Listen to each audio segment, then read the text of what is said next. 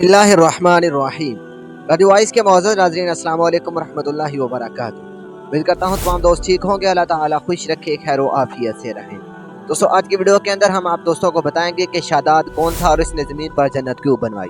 दोस्तों, वीडियो को शुरू से लेकर आखिर तक ज़रूर देखिएगा, और अगर आप हमारे चैनल पर नए हैं तो चैनल को ज़रूर सब्सक्राइब भी कर दीजिएगा ताकि आने वाली वीडियो का नोटिफिकेशन मिले सबसे पहले। कौम आद दुनिया की एक तहरीक की एक ताकतवर कौम गुजरी है।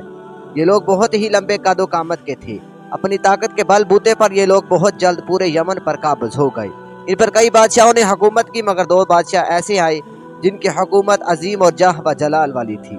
इनमें से एक का नाम शदीद और दूसरे का नाम शदाद था। ये दोनों भाई थे और इन्होंने अपने ज़माने में बेशुमार लश्कर व खजाने जमा किए। ये दोनों भाई अरम बिन साम बिन नूह की औलाद में से थे। इनकी कुल हुकूमत ईमान, यमन, अदन और शमाली अरब के इलाकों पर थी। जब शदीद की मौत वाक़या हुई तो पूरी हुकूमत शदाद को मिल गई। इसने तमाम कबायली सरदारों और बादशाहों को अपना फरमा बरदार बना लिया और इस तरह पूरे जनूबी अरब पर इसकी हुकूमत हो गई। यही वजह थी कि यह दुनिया का अजीम बादशाह था। यही वजह थी कि इसके पास बहुत सारा मालो दौलत और खजाना जमा हो गया और ये अपने मुतकब्बर और तसलसल में आ गया और नऊज़ बिल्लाह इसने खुदाई का दावा कर डाला। इस वक़्त के उलमा कराम और इनके पैरोकारों ने इसे बहुत समझाया और अज़ाब इलाही से डराया, मगर वो कहने लगा, मेरे पास अब दौलत व हुकूमत सब कुछ है, अब खुदा की इबादत की ज़रूरत नहीं, नाऊज़ बिल्लाह, और मैं अब किसी की अताअत नहीं करूँगा। शदाद ने हज़रत हूद अलैहिस्सलाम की ज़बान से ये सुन रखा था कि जन्नत कैसी होगी और इसकी नेमतें और खूबसूरती का क्या आलम होगा, इसीलिए इसने ज़मीन पर जन्नत की तामीर का इरादा किया।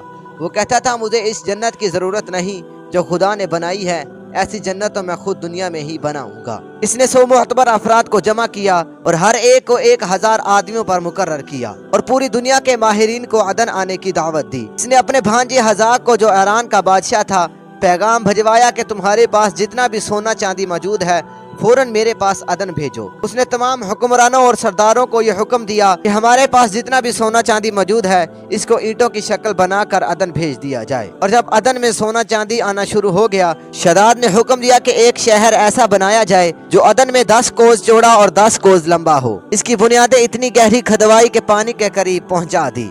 फिर इन बुनियादों को संगे सलमानी से भरवा दिया। जब बुनियादें भरकर जमीन के करीब हो गई तो इस पर सोने चांदी की दीवारें चनवाई गई। इस दीवारों की बुलंदी उस जमाने के गज के हिसाब से 100 गज मुकर्रर की गई। जब सूरज निकलता तो इसकी चमक से दीवारों पर निगाह नहीं ठहरती थी। यूं शहर की चारों दीवारें बनाई गई।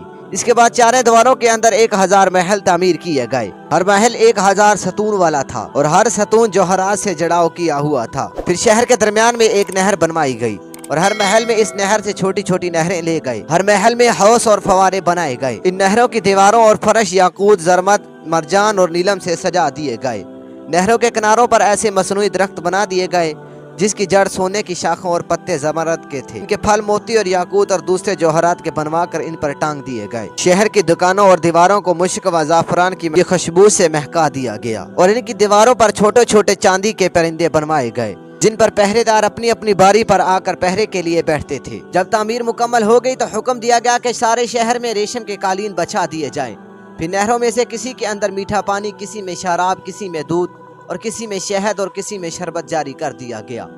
रवायत में आता है कि इस जन्नत को बनाने में 300 साल लगे और शदाद की कुल उम्र 900 साल थी। बाग के मुकम्मल होने के बाद वो अपने लाओ लश्कर के साथ मुतकब्बराना अंदाज में शहर की तरफ रवाना हुआ।